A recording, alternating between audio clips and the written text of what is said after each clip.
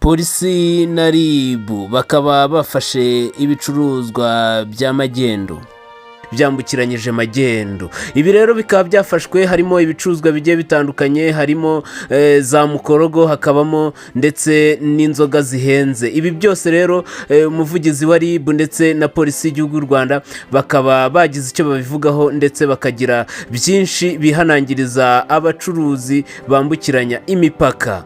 Reka rero tubereke kuko ibi byose byari bihagaze agaciro ka miliyoni 200 zikunzwe kuba zambukiranya umupaka bije muri ibi bicuruzwa bazanye ahangaha mu Rwanda kandi bitemewe n'amategeko. Harimo bimwe biba byasoze, hakaba n'ibindi bitujuje ubuziranenge kandi bikinjira mu gihugu cy'u Rwanda bigakoreshwa. Reka rero tubasangize iyi video mu buryo burambuye kugira ngo dukomeze dusangirane amakuru agiye atandukanye. Niba rero uri uwa mbere kuri uno muyoboro wacu wa YouTube channel, nuko nabasaba kuba mwakora subscribe mukakora share kugira ngo dukomeze tubahe byinshi bigiye bitandukanye. Ngende pi wanyu munyemerere tubasangize byinshi bitandukanye kuri aya makuru. Bariya bagabo mubona babiri, umwe yitwa Bizimana Maurice azwi ku izina rya Jimmy. Aba bagabo bombi bakaba bakurikiranyweho ibyaha bibiri nazo zari zihishe muri iriya kamyo. Abwira ko spare parts zari zifite agaciro ka miliyoni zigera mu 124. Ariko iyi ngiyi ubona ko ifite tembure y'umusoro akangaka. Ibi ni ibihumbi 100 angahe murabizi ayo zigura, nanjye ushobora kuba ntabasha kuyigurira hari mu mushahara mpembwa. Ahangaha turavuga amavuta ya mukorogo umuntu akarengaho akayatambutsa akinjiza mu gihugu. Abumva ko kurikira mu itangazamakuru bidutera ubwoba bikaduhungabanya oya ntawe ntibidutera ubwoba. Gusanga umupolisi uri ku kazi kuba hembwa mu cyo kamubwira ngo ngewe ndi umucuruzi mfite imitungo myinshi itangana nayo hembwa, gushakisha abapolisi, kubaha ruswa, kwinjira polisi, kwinjira RIB, kwinjira Rwanda turafite. Baba baramaze gufatisha bamwe muri nzego zacu bakumva ko bagomba kubakoresha. Kwebwe mu Rwanda no, uzabibwira umupolisi azagutera ipingo aho ngaho. Zo zari zihishe muri iriya kamyo, nazo tubona ko zije gucuruzwa kuko zari zifite agaciro kanini. Abwira ko spare parts zari zifite agaciro ka miliyoni zigera mu 124 mu bihumbi 124 by'amadolari. Hanyuma ya mavuta no bari 26 birenga by'idolari, ku buryo birumvikana ko imisoro yari igiye kunyerezwa ari myinshi kuko nibabwiye miliyoni zirenga 77. Ibi ni byari bihishwe byose bitwikirije amakara muri iriya kamyo, hagamijwe nyine yuko tutabibona. Ariko byagenze biti, ubundi nkuko bibona uburemere bwa spare parts n'ubw'amakara biratandukanye, sibyo? Cya kabiri, amakara ko umufuko byimbye naka n'iriya disc nyine ubona ko no kuyiterura ugomba kuba ufitemo umurya nyine. Ntabwo biremereye kimwe, nta nubwo bingana muri size. Umukozi rero akavuga ati, cyangwa se n'abandi bashinzwe gukurikirana akazi buri munsi akavuga ati, se ni gute tubona ibiro ibihumbi hafi 30 kandi wabona ukabona ikamyo iraremereye, kandi wabona ubutumburuke ukabona ntibungana n'uburemere, bigatuma noneho ujya gupakurura cya kintu cyose. Ngira ngo naho ngaho byaturutse kugira ngo tubashe kubona ayo makuru. Hari ibindi byasanzwe ahandi bihishwe. Nanone impamvu ujya guhisha ibicuruzwa ntabwo ari uko biba byanyuze mu nzira zikwiriye. Ibi ngibi rero byaturutse ahandi twaboneye amakuru, naho tujya gukurikirana, kuko iyo umuntu azana amagendo nk'uko nabivuze, no kugira ngo abicuruze agomba kubicuruza mu bundi buryo nabwo bwa fraude. Ko ntabwo ari buze kubitangira IBM, ko kugira ngo utange IBM bisaba yuko tuvuge hano harimo amafiltre n'ibiki byose. Urabona izi ni filtre ni urugero. Niba ugiye muri douane ukadekarara ko winjije filtre 1000, za filtre 1000 zinjira mu ikoranabuhanga rya IBM. Hanyuma uko ugenda ucuruza imwe ku yindi igenda isohoka. Rero kuko bibyinjiye mu buryo bw'ambagendo ntabwo ushobora kubitangira IBM kuko nta stock ufite. Bivuze ngo ahandi ukundi bigenza ni gute, ni ugushakisha ubundi buryo bicuruzamo. Nta nubwo ashobora kubishyira mu iduka kuko isaha n'isaha tuba turi buze mu iduka tukaza kugenzura. Rero icyo gikurikiyeho ni ukubicuruza wabitsimbye. Ibi ngibi rero aho byari byatsimbwe niho byaturutse. Noneho icyo gikurikiyeho ni ukujya mu bugenzuzi tukareba uburyo byinjiyemo, byaranguwe hehe, mbese igihugu no kuri twe ku giti cyacu, kuko magendu igira uruhare runini cyane mu kwangiza ubuzima bw'abantu. Mu byo mubona kenshi bigenda bibaho ibintu bya forode na magendu. Ugiye unyweye inzoga ukumva ubyutse wamenaguritse, hari igihe usanga iyo nzoga itujuje ubuziranenge. Kubera iki? Yinjiye ari magendu mu gihugu. Mu kwinjira rero aho yari iturutse ntawigeze ayisuzuma. Ariko iyo yinjiye muri gasutamo burya haba hari Rwanda Revenue, haba hari na FDA cyangwa se n'abandi bagenzura ubuziranenge, bakabigenzura bakamenya yuko ikintu cyinjiye gikwije ubuziranenge. Ubwo rero magendu yangiza ubuzima bw'abantu, yaraduhombya mu musoro, ariko n'umutekano wacu nawe ugeraho burya ihungabanya umutekano magendu. Rero tugira ngo tubereke wenda bimwe mu bindi byagiye bifatwa mu bihe bitandukanye, nubwo bwose isaha n'isaha n'ubundi hari ibisohoka bitewe n'uko wenda nyirabyo yemeye icyaha, arahanwa, maze guhanwa yishyura ibyo agomba kwishyura byose, atwara ibintu bye. Hari ibyo dufata bitakwiriye kwinjira na stoke bikajya kwangizwa kubera yuko nta handi hantu byacuruzwa, nta biziranenge byujuje nk'izo nzoga zose cyangwa se n'ayo mavuta twavugaga. Hakaba n'ibindi biba bigomba gutezwa cyamunara kuko ba nyirabyo babitaye, bahunze cyangwa se badashaka kwigaragaza. Ubwo hari ibyo mubona bimwe bitari bifite IBM wenda kubera ko ari ibintu musanzwe muzi ku isoko bisanzwe biri hano. Hakaba n'izo n'amayoga hano, urabona inzoga nyinshi cyane zikaba nta tembure z'imisoro zifite. Murabona kabaho ingero, iyi ngiyi murayizi sibyo? Hakaba wenda n'indi ngenzi yayo, zose ni inzoga zimwe, zishobora kuba zombi ntabwo twazizera, ariko iyi ngiyi ubona ko ifite tembure y'umusoro. Aka ngaka umuntu buriya unasobanukiwe ushaka kunywa azi neza ibyo ari kunywa ko ari bizima, ashobora no gufata QR code agasikaninga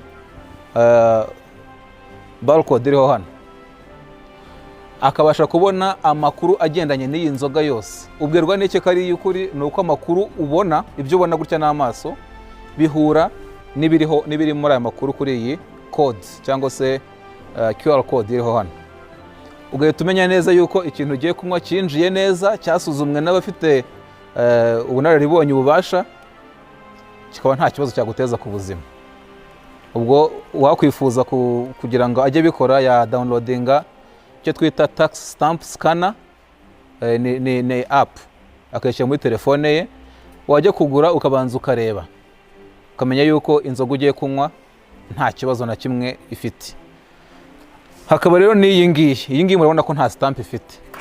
Iyi ntawamenya uko byagenze, aho yinjiriye of course turahazi, ariko ntawamenya niba yarakorewe ahantu mu bwihisho bagapfa gukubitamo, ukaza wanywa ugasanga wenda ibipimo ntibiri ku murongo, ugahuma, ugapfa, ukarwara umutwe, umwijima ugaturika, ibintu byinshi cyane murabizi bigenda bibaho umunsi ku wundi. Hari izidafite tembure z'imisoro nk'iyi ngiyi, hakaba n'izifite. Izi zifite zifite ikihe kibazo rero? Ubwo iyi ngiyi turayirangije. Izi zifite ikihe kibazo? Izi tembure z'imisoro twe tuzitanga nka Rwanda Revenue, tuzi ninde twayihaye, irajya kuyihe nzoga, ifite izihe specifications. Ubu ngubu ufashe iyi ngiyi ukayisikana cyangwa se imwe mu zindi mubona ifite tembure z'imisoro, uraza gusanga amakuru wasanga nk'aka ngaka kagakwiriye kuba kajya kuri suruduwiri tuba bwa bundi bwa hano bwa 500, akaza kayikubita ku nzoga. Iyi ngiyi igura ngahe mubizi mwebwe? Kagura 2000 hano hanze, agahita kubitaho tembure y'umusoro kuko yayibonye mu buryo budasobanutse, agahita yikubita ku nzoga 180. Muzirikana yuko tembure y'umusoro bivuze iki? Umusoro wishyurwa urabungana ni uko ugomba kungana nyine, urishyura excise duty, urishyura TVA, kandi biragendera ku gaciro k'iyo nzoga. Rero ugasanga agiye kunyereza umusoro mwinshi cyane bitewe n'uko ari gufata tembure za suruduwiri akayishyira ku mayoga aremereye. So nuko nguko bimeze, uko mubibona gutyo bingana, ni byinshi, harimo amoko menshi. Aha harimo iza makeya n'iza menshi, murabona harimo izigura 2,000 ariko hari n'izigura 10,000,000 urugero nk'iyi ngiyi 10,000,000. So zigiye zitandukanye mu gaciro, hakaba amoko n'amoko atandukanye. Ubwo rero ubutumwa ni ubuhe? Ni ukubwira abantu ngo nyabuneka rwose ibi ngibi tuba turi kubibona. Iyi ni 10 na zingahe murabizi, izi ni izindi muzibona.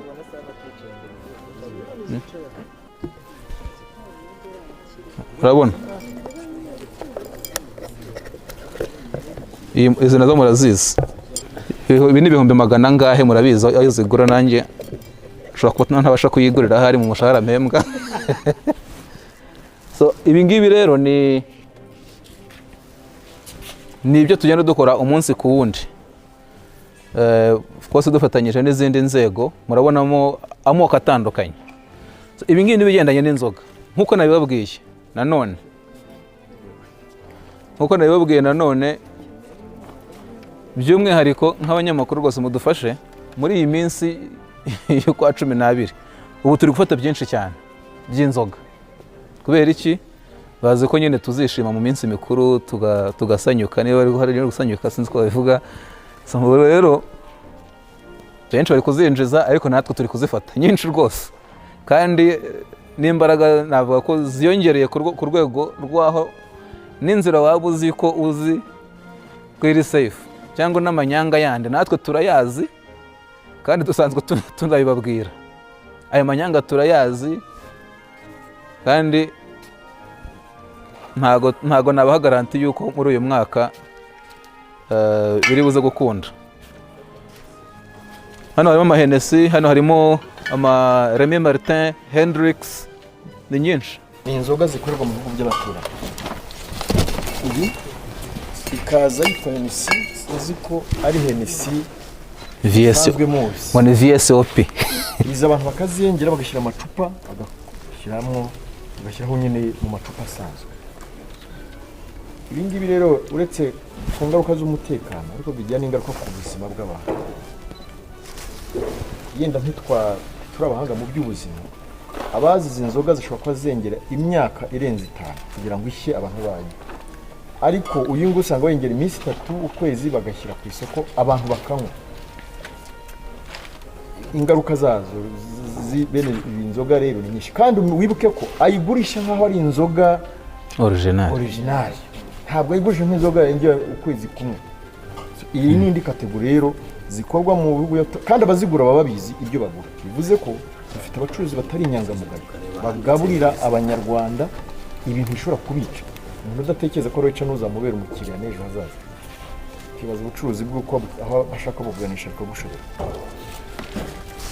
Cyangwa barabyumva, zimwe muri izi ngizi ni pirate.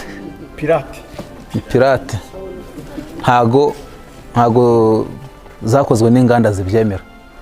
Amacupa niyo bazana bakaleboringa, ubundi bagakubitamo icyo uri kubona inyuma hano ntago aricyo kirimo imbere, kandi abacunga ubuziranenge ntago bigeze babicunga. Byinje mu gihugu ukaza n'ikimenyimenyi, urabona nk'iyi ngiyi nta stamp ifite, uri kubibona, ubona ko kakantu kaga stamp kabaho hano nta kariho. Hakaba nk'iyi, iyi stamp niyo tuyoga twongerwa hano mu gihugu, twa tundi twa suruduwiri, sibyo? Kandi inzoga ntago yengerwa mu gihugu, uri kubibona. Ni ukuvuga ngo ikirimo hano imbere gusanga nka metanol irimo iri buhite guhumisha, sibyo? Rero ni iraguhumisha, cyangwa se hari izindi ngaruka nyinshi cyane namwe murazizi mujya mubitubwira. Hari abantu nabo batagira ngo ntitubizi bagiye bashinga printing companies ahantu bakagerageza guprintinga zino stamp. Abo nabo ntibagire ngo they are excluded. Ibi ngibi rero ni ikigaragaza yuko harimo abantu mu by'ukuri badafite n'umutima cyangwa se no gutekereza mu buryo mu by'ukuri bakaba bashyira mu gaciro. Ushyize mu gaciro n'ibintu wakabaye wemerewe ho exemption ugasanga ugiye kugira gute ushobora gusanga yari byinjira mu gihugu afite na exemption ahubwo wangiza ukajya kubicuruza utanze facture ya IBM cyangwa se ugasanga ugiye kubyinjiza byirirwa byinjira ku mipaka itandukanye turabifata ugasanga ugiye kubyinjiza mu buryo bw'amagendo kandi n'ubundi iyo wandikisha ubucuruzi ugakora mu buryo bwemewe busobanutse wari kubona n'ubundi facilitation nyinshi zitangwa mujya mubibona ibyo twagiye dufasha abantu byinshi cyane. So ibi ngabo nabyo ni ibindi ibitenge tukajya no kuri caguwa hari hakurya ibyinshi byambukira ku mupaka y'ubutaka. Ibyinshi muri ibi ngibi bituruka mu bihugu bituranye bagashakisha uburyo babitwaramo. Hari igihe usanga yafashe imodoka agapakiramo caguwa yarangiza akagira ibindi bintu arenzaho hejuru, usanga hari igihe yaciye ibyumba mu modoka. Hari ibintu byinshi cyane bakora, za tekinike zose nabwira ngo turazizi bazi ko tuzizi, n'izindi nshyashya wenda zizavuka tuzazimenya ku buryo nta mahirwe ahari yo gukora amagendo. Ikiza nuko tugakora neza tutabangamiye na bagenzi bacu. Ngira ngo nk'uko mwabibonye hariya tuvuye kubereka ibyakozwe muri operation zitandukanye. Bariya bagabo mubona babiri, umwe yitwa Bizimana Maurice azwi ku izina rya Jimmy, afite imyaka 41, akaba ari n'umucuruzi.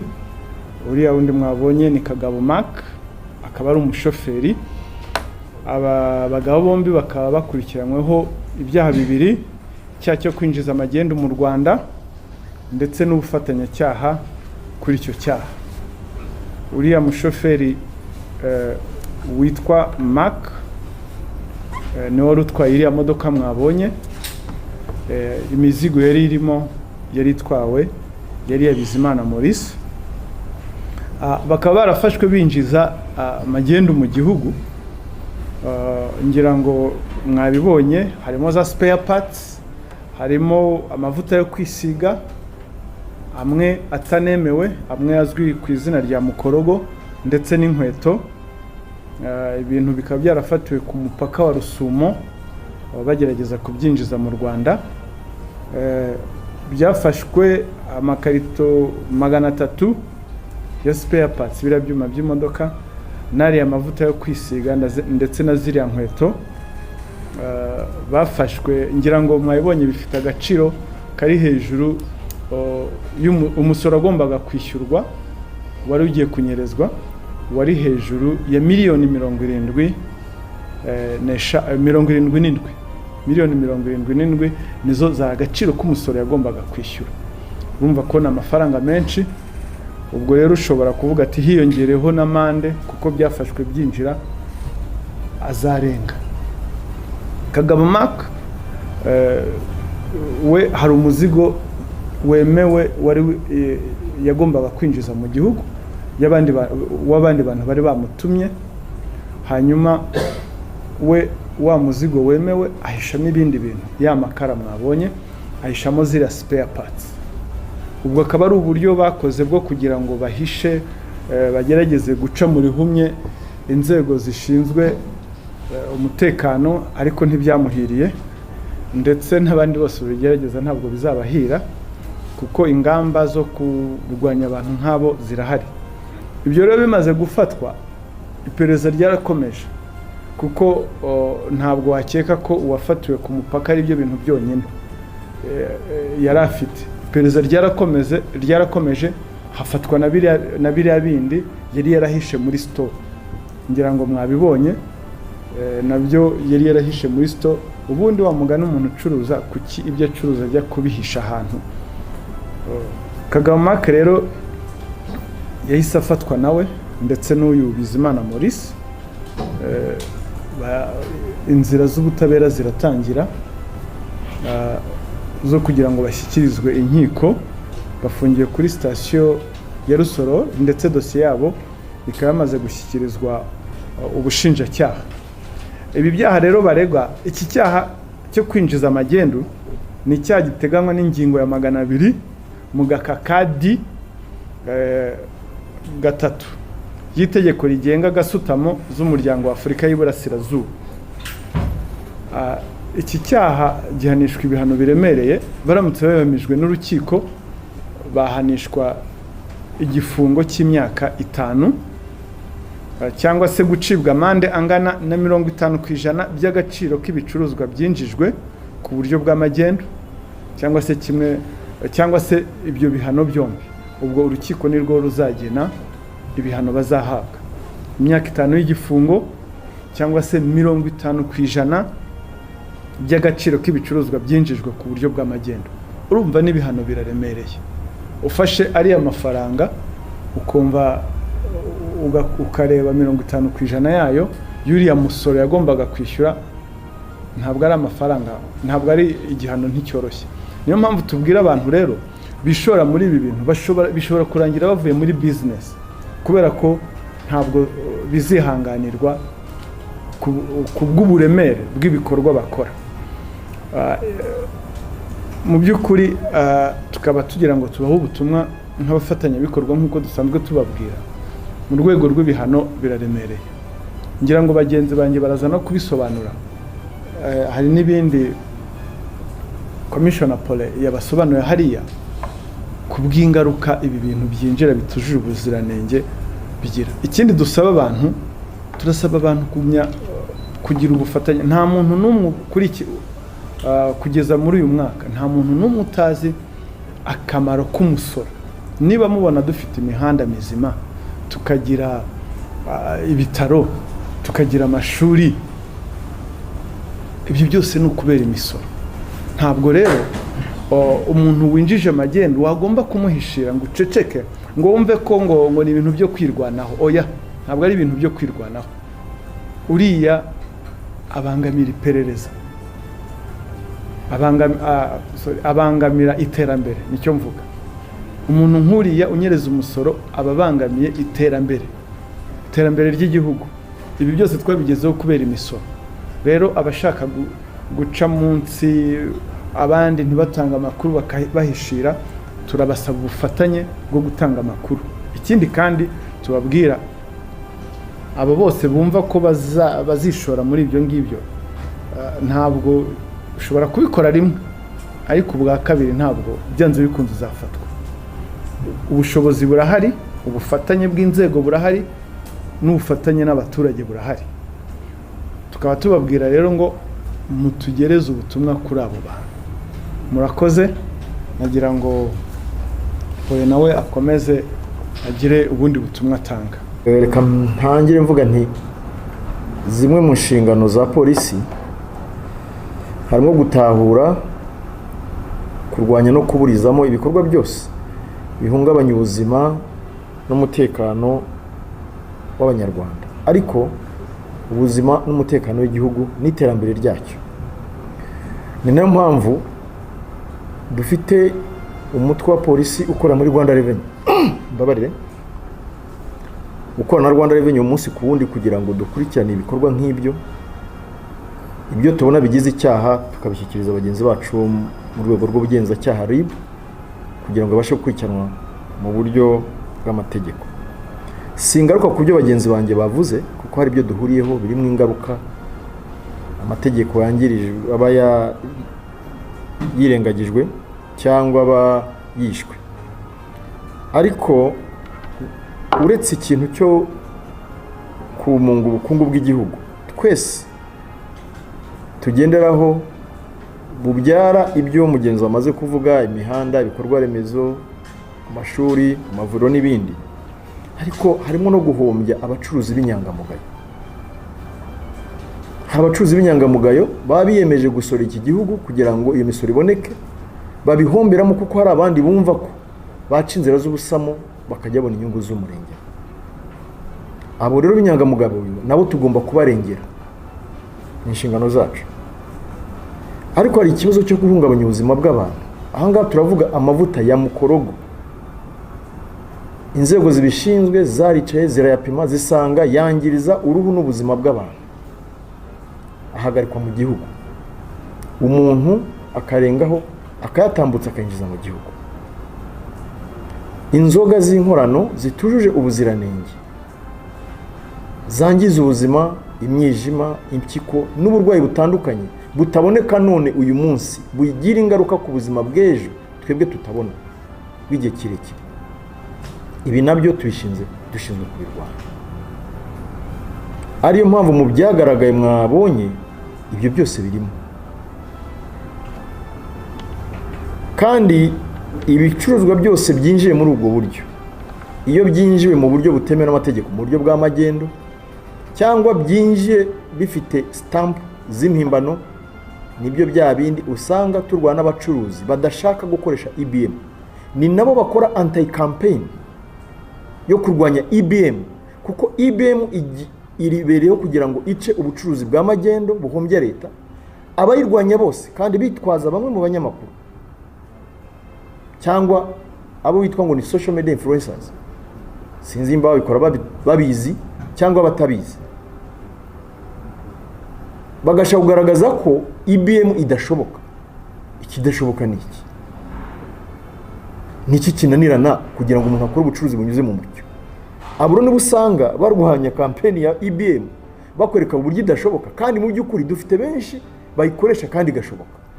Ariko naba bahishira ibintu nk'ibi ngibi mumaze kubona, kuko ngira ngo mugenzi wanjye yaberekere uburyo bigaragarira buri wese. Uwo muntu arayirwanya kuko imubangamira mu bikorwa bye turiho tuvuga uyu munsi aha ngaha.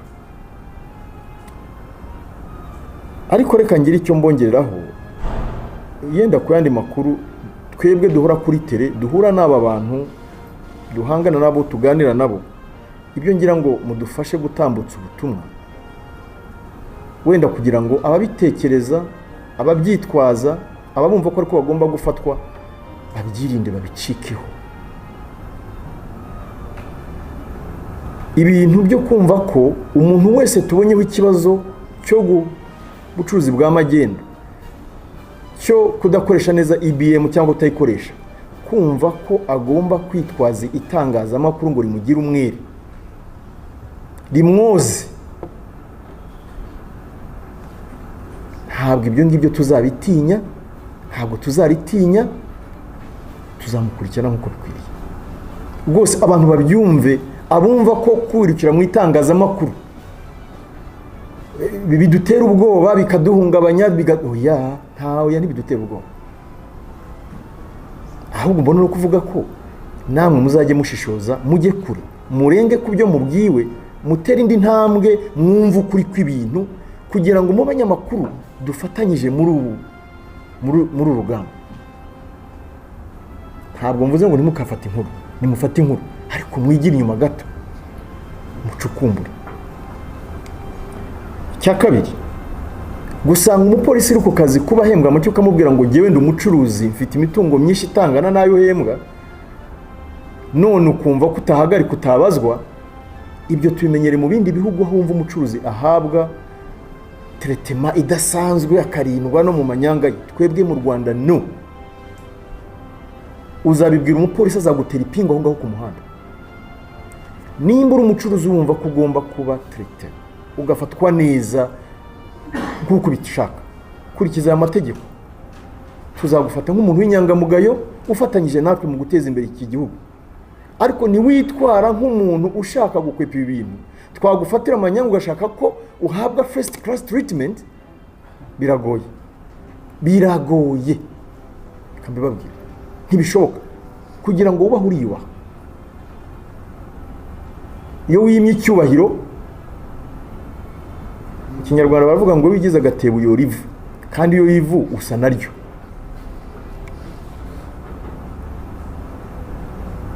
Nagira ngo mu by'ukuri ibyo bintu bihagarare rwose.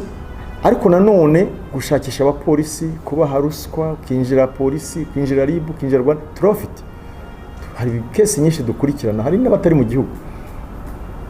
baba baramaze gufatisha bamwe muri nzego zacu batari b'inyangamugayo, bakumva ko bagomba kubakoresha, bakanatambuka bakajya no mu bacamanza bagatangira hakiri kare. Hari abantu bazi naho bigana, ku buryo aho ujya hose usanga nabo turabafata, nabo bose tukabafata tubashyikiriza ubutabera. Nagira ngo wenda mbashe kuvuga kuri ibyo, wenda muri mubaze tese bafata he kenshi. Ibyinshi bituruka mu bihugu byo hanze, hari ibyo dufata hano imbere mu gihugu bikorerwa hano mu gihugu, ugasanga yakozwe ari inzoga yakorewe mu Rwanda akayishyira mu icupa ry'inzoga ikorerwa hanze, hanyuma agashyiraho stamp, ariko ujya kuyigura akayigura nk'inzoga ikozwe mu ruganda rwo mu Bwongereza n'urugero. Ibyo byose biraba turabibona, ngira ngo hari nabo urwego rw'ubugenzacyaha ruherutse kugaragaza babikore hano ku Gisozi. Inzoga zikaza ari Hennessy, ari Black Label, ariko mu by'ukuri ari twa Sudwiri cyangwa utundi twakorewe hano hakurya. Ariko haba n'izindi nzoga zikorerwa mu bihugu by'abaturanyi, bakazenga bakazitunganya bagazishyira mu macupa Hennessy, agashaka akajya ahantu agaprintinga karaga stamp ka Rwanda Revenue agatereka hejuru, akayizana umunyarwanda akayigura akayinywa kandi akayishyura nk'inzoga yavuye mu ruganda nyarwo rubyemerewe. Urwara umutwe akawurwara, urwara impyiko akazirwara, urwara umwijima akawurwara, usara agasara, twebwe tugasigara duhangana n'ingaruka zabyo. Ntabwo tubyemera. Ibyo mwabonye byose ni umusaruro w'ibikorwa tumazemo iminsi. Yenda mwagiye mubona zimwe mu nkuru za polisi yafashe ibi, bafashe amabara n'aya, bafashe inzoga zingana gutya, bafashe amavuta ya mukoroga angana gutya. Ibyo byinjira binasohoka. Mu kanya navuganaga na mugenzi wanjye Commissioner Paul ambwira ko hari n'ibindi biro biva ku Rusuma aka kanya byafashwe bizanywe hariya. Hari n'ibindi biri Kagitumba mu ma warehouse ya customs. Ni ibikorwa bikomeza duhora dufata ibindi hari nkuko babasobanuriye, hari ibyishyurirwa bagahita babitwara bamaze kuzuza ibisabwa, hari ababura ntibaboneke bigateruzwa cyamunara, hari n'ibyangirizwa kuko bitagomba kujya mu isoko kuko bifite uko bibangamira ubuzima bw'abantu. Reka ngarukiraho wenda twihakanya ko ibyo tumaze kubereka ni bimwe mu bikorwa bya buri munsi by'ikigo cy'imisoro n'amahoro n'izindi nzego tuba dufatanyije mu mikorere yacu ya buri munsi, ndetse nk'uko mubibona n'aha ngaha. Ariko magendu yagiye ifatwayo ni nyinshi, twagiye tubereka. Harimo magendu ikunda kugaragara. Turabizi ko abantu bakora nk'uko mwabonye spare parts cyangwa se ibyuma by'imodoka n'amakenkayori, wenda tuberetse biri, ariko n'amakenkayori nayo tuzi imigirire ibamo igamije kunyereza umusoro. Tuzi ibigendanye na za caguwa mwanabibonye nyinshi. Hari ndetse n'inzoga twabivuzeho yuko bikunda kugaragara cyane, ndetse bikanagira n'ingaruka zifatika zigaragara abantu babona umunsi ku wundi, haba ku gihugu, haba ku bacuruzi b'ubwite ku giti cyabo, ndetse no ku mutekano wacu. So ibyo rero ni ibintu ubundi umuntu yakabaye yirinda niba ari umucuruzi utekereza neza ko hano ari iwabo, kuko nta utema ishami ry'igiti yicayeho. Kuba uzi ko ubucuruzi uri gukora hari abarara amajoro babungabunga ubwo bucuruzi kugira ngo ubashe kubukora, umutekano uboneke. Hari abaguzi baza kugura ibyo bintu bagomba kuba bafite ubuzima bwiza cyangwa ubuzima bakoze neza.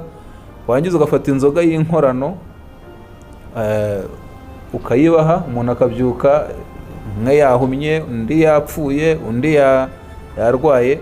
Ese ninde uza kuguhahira umunsi ukurikiraho? Ayo rayabonye y'ibindi byo guhemuka, ariko mu by'ukuri hatarimo no kureba kure. Icyo ni ikintu cya mbere tugira ngo wenda abacuruzi bishoye muri magendo babanze batekerezeho neza. Kunguka birashoboka kuko magendo ubundi kuyikora ni umuntu ushaka inyungu z'umurengera, ariko kunguka birashoboka. Hari abakora neza kandi bakunguka. Icyo rero duhamagarira abacuruzi mbere na mbere no kwirinda magendo, ariko icya kabiri ni bagenzi babo utanga amakuru, kuko uwazanye spare parts cyangwa se uwazanye inzoga, uwazanye caguwa akazinyuza mu nzira zikwiriye, ntabwo ari buze kubona uburyo bwo gukora bwiza nka wa wundi uri muri magendu. Kandi kuko mubana umunsi ku wundi, uwo ni umuntu uzi neza, wakoresheje inzira zemewe zihari kandi zibanga kuri Rwanda Revenue, ugatanga amakuru kuri uwo muntu kugira ngo tubashe gukora akazi kacu, ariko natwe tugutunganyirize sekta ukoreramo, utume mukora mwese mu buryo bwiza, mwunguke mu buryo wenda mubishakamo ariko hatarimo amanyanga. Icyo ni kimwe. Ubwo ndi kuvuga abacaguwa barabizi, abari muri spare parts barabizi, abari mu makenkayori barabizi, n'abari mu nzoga yemwe barabizi. Icyo rero umucuruzi ku mucuruzi ni ikintu cy'ingenzi. Umuturage rwose nk'uko Dr bivuzeho, nubona amagenda itambuka ntukabure guhwitura Rwanda Revenue. Nimero yacu ibihoraho irango 3005, barayizi, ntiyishyurwa, nuguhamagara gusa isaha n'isaha, amasaha 24, ukatubwira uti magendu iri hano. Abari kuri social media nazo zirakora, waduha ubutumwa kugira ngo dukurikirane iyo magendu, tubashe kuyigaruza. By'umwihariko ariko abantu banywa inzoga, turi kwinjira mu gihe tugira abantu banywa inzoga cyane, kandi izi nzoga twagiye tubona mu bihe bitandukanye hirya no hino mu gihugu, abantu banywa inzoga zikabagiraho ingaruka. Hari abahumye murabazi, hari abarwaye umutwe udashira, hari abapfuye, hari n'abandi bagize izindi ngaruka bajya kwivuza nyine. Abo bose twese turabazi. Nyaboneka niba ugiye kugura inzoga, banza usuzume neza yuko yinjiye mu buryo bwemewe. Hari iyo twise tax stamp application. Iyi ngiyi umuntu yayidownloadinga, ntabwo bisaba ibintu byinshi. Hanyuma mu gihe cyose ugiye kugura inzoga, ukazirikana gusikana QR code biriho, ukareba neza yuko amakuru iguhereza ahura nayo ubona ku icupa ugiye kugura. Ubwo ndi kuvuga ziriya nzoga z'ibyotse, amarikeri n'amavin. Ibi ngibi rwose niba ushaka kugira ngo unywe ikintu wizeye kandi uza kubyuka umeze neza, ni ikintu umuntu yakabaye akora, cyane cyane muri iki gihe, kuko tubona abantu benshi cyane bagerageza kwinjiza mu buryo bw'amagendu inzoga. Nubwo turi kuzifata, ariko ushobora gusanga hari uburyo wenda imwe yaciyeho cyangwa ebyiri, kandi zikaba zakwangiza ubuzima bw'umuntu. Ubwo rero ni ingenzi ko umuntu abisuzuma neza. Icyanyuma ni ukuba abanyarwanda mu by'ukuri bafite, navuga ngo turebe kure mu buhe buryo. Hari incentives cyangwa se koroherezwa kwinshi gutangwa mu gukora ubucuruzi. Murabizi byinshi byagiye bitangwa, gukurirwaho imisoro, koroherezwa kwishyura ibirarane. Yemwe mu minsi ishize muzi ko n'abari bafite iyo batishyuye, twabahaye igihe cyo kuvuga ngo ibyo inyungu z'ubukererwe n'ibihano bikurwaho, wishyura umusoro ugomba kwishyura gusa. Ibyo byose byabayeho kugira ngo tworohereze abacuruzi. Muri rusange leta y'u Rwanda, Rwanda Revenue, nta kitarakozwe kugira ngo umucuruzi akore mu buryo bumunogeye. Niba itaranoga biri mu nzira zo kunozwa, niba hari ibihari.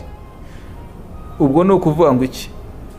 Aho kugira ngo ujye kuvuga ngo ni ibintu nakabaye nza gukoresha wenda mu bucuruzi bwanjye birasonewe imisoro, aho kugira ngo ufatiye avantage ukajya guhitamo kubinyuza mu nzira zitemewe za magendu, aho ngaho ni ukureba hafi cyane. Rero turebe kure, dufate amahirwe ahari leta yatugeneye, tuyakoreshe mu bucuruzi bwacu, tubashe kunguka kandi twiteze imbere, ariko ari nako tunateza imbere igihugu cyacu, kuko byanze bikunze ntago umuntu azakira ngo yirindire umutekano. Nta nubwo umuntu azakira ngo yiyubakire ibitaro. Ntago uzashinga umuhanda ugera iwawe wenyine, ntago uzashinga amapoto y'umuriro azagera iwawe, ntago uzizanira amazi ujye kuyakura. Hari byinshi utazikorera uko wakira kose. Ukeneye sosiyete, ukeneye igihugu. Ntago rero ibyo ngibyo umuntu niyishora mu bikorwa by'amagendu, mu bikorwa byo kunyereza umusoro bizakunda. Icyanyuma murabizi neza ko ubufatanye busanzwe buriho, hariho ubukangurambaga bwa IBM murabuzi, dufatanyije na polisi y'igihugu, dufatanyije n'inzego z'ibanze n'izindi nzego. Ubufatanye burakomeje kandi buri gushyirwamo imbaraga nyinshi ku buryo naho umuntu yaba azi ko yanyereraga ashobora gusanga harafunze. Tuzakomeza rero gufatanya kugira ngo tubashe kunoza imirimo yacu nka Rwanda Revenue ariko nk'igihugu, kugira ngo ibikorwa byose bikorwe byubahiriza amategeko atugenga mu mikorere y'ubucuruzi. Ndumva ubwo ariko butumwa ngira ngo muze kudufasha rwose kugeza ku bacuruzi, ku banyarwanda, bityo tubashe kuzamura umusoro dukusanya. Amaherezo n'ubundi ntabwo uza mu mufuka wa Paulin cyangwa se wa Dr Thierry cyangwa se Afande Rutikanga uzabagarukira. Umuhanda niwo bakwa tuzawugendamo twese byanze bikunze. So ni inyungu zacu twese kandi binazamura n'izindi sectors wenda mu buryo runaka. Murakoze. Ahubwo nuko abantu barabizi ko mu mpera z'umwaka muri iriya minsi mikuru y'ubunane na Noheli abantu baridagadura, abantu baranywa, abantu barasabana. Bivuze ko ibyo kunywa biragenda. Nabagamije inyungu, ntabwo ari ukwinezeza. Bagamije inyungu kandi n'igihe abantu bahaha cyane. Gusa ubutumwa natanga, hari application Dr Murangire yagaragaje. Abantu bose bajya kugura bino byo kunywa nibakoresha application, barebe ko banywa ibyo, ntibarebe ko binahendutse, barebe ko nibura bitangiza n'ubuzima bwabo. Nabo bagire uruhare mu kumenya ko bariho bakonsoma ibintu bitafite ingaruka ku buzima bwabo, ariko batagira n'uruhare mu guteza umurindi abashaka mu by'ukuri kubangamira ubukungu bw'igihugu. Ariko muri rusange, kuko umpaye umwanya, ubundi twebwe gahunda yacu ni Gera Amahoro, ariko ni natunywe resi mu gihe tugiye muri iki gihe cyo gusoza umwaka. Ntabwo ari byiza kwishima, kunezerwa, imiryango igasabana, hanyuma igakurikizwa n'induru z'impanuka, imvune, urupfu n'ibindi bibazo. Tembure y'imisoro mwakabonye kakantu kaba kari hejuru. Rero Rwanda Revenue yashyizeho uburyo bwo kugira ngo abantu nabo bafite amakenga bajye bigenzurira igicuruzwa bagiye baguze. Cyane nk'ariya ku nzoga mwabonye ko zigenda ziba pirate. Ubu abantu benshi bafite smartphone. Wabonye ko n'abantu bashobora kuba banywa ziriya nzoga bashobora kuba afite smartphone kuko n'inzoga zihenze. Ujya muri Play Store, sibyo? Wamara kujya muri Play Store urabonamo QR code yitwa Rwanda Tax Stamp Validator Rwanda Revenue Authority. Urayidownloadinga. Iyo umaze kuyidownloadinga iraza, urabona ko ifite n'ibirango bya Rwanda Revenue. Warangiza iyo umaze kuinstalinga muri telefone yawe urayifungura ugakora nka open. Iyo ukoze open ifunguka ityo. Iyo ifungutse gutya irakubwira continue. Noneho wowe ugascanninga cya kinyoma. Ngira ngo mwabonye ko ya twakoze hari zo twascanningaga ikakwereka ko iki kintu itanakiza. No kuvuga ngo ni bya bintu bahimbye. So aka kantu rero mubwire nyine abacuruzi, abakonsomateri, umucuruzi, umukonsomateri uri smart akagire muri smartphone ye mbere yo kujya kugura izo nzoga ajye banza scanning mu rwego rwo kugira ngo yirinde adufashe. Kandi nabona na scanning akabona bitanze amakuru ko kitasorewe ntabiceceke, atanga amakuru. Ubwo bufatanye turabasabye. Murakoze. Oya kuri stamp ku gicuruzwa cyose gifite stamp. Inzoga z'amarikeri n'ama divayi 20 hose uzabisangaho, ndetse n'amayoga yaturutse hanze, hano mama Pierre turuka hanze uzadusangaho, n'itabi naryo